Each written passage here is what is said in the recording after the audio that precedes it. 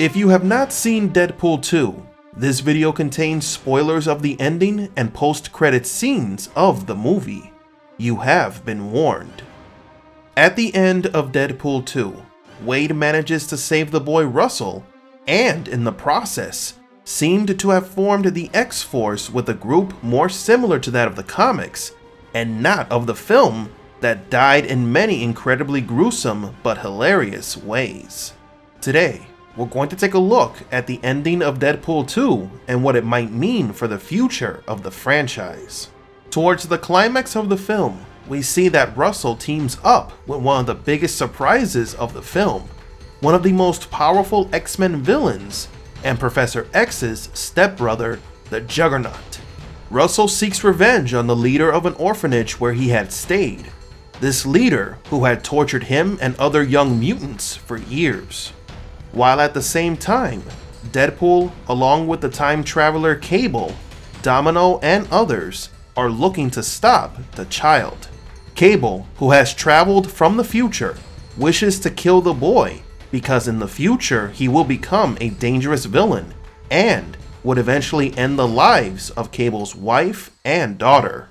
However, Deadpool believes that he can change the future and prevent Russell from becoming a villain.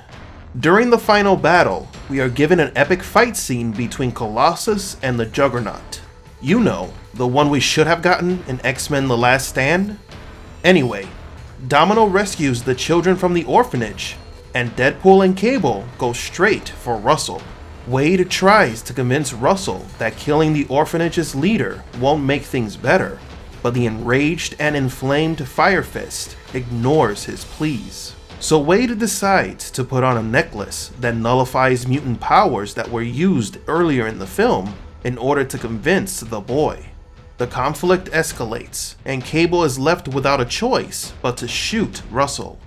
But Deadpool jumps in front of the bullet and takes it in the chest, saving Russell, which leads the boy to have a change of heart. Without his mutant healing powers, Wade dies, something he has been trying to do throughout the film. But why did Deadpool wanted to die? So he could be reunited with the woman he loves, Vanessa, who died earlier in the film, finally being able to cross through the wall that separated them. Back in the land of the living, Cable, surprised by Wade's sacrifice, realizes that he could use Deadpool's help in his quest to prevent the world from being destroyed in the future. So he goes back in time and stuffs a foosball token, a gift from Wade to Vanessa that Cable stole, in his chest, so that when he shoots Russell, the token would stop the bullet, preventing Deadpool's death. However, Cable only had 2 opportunities to travel through time, and by doing this, he lost his one last chance of returning to his own time. With no other alternative, Cable informs the team that he will be staying in this timeline. This could mean that we will see a new version of the X-Force with the characters from the end of this film.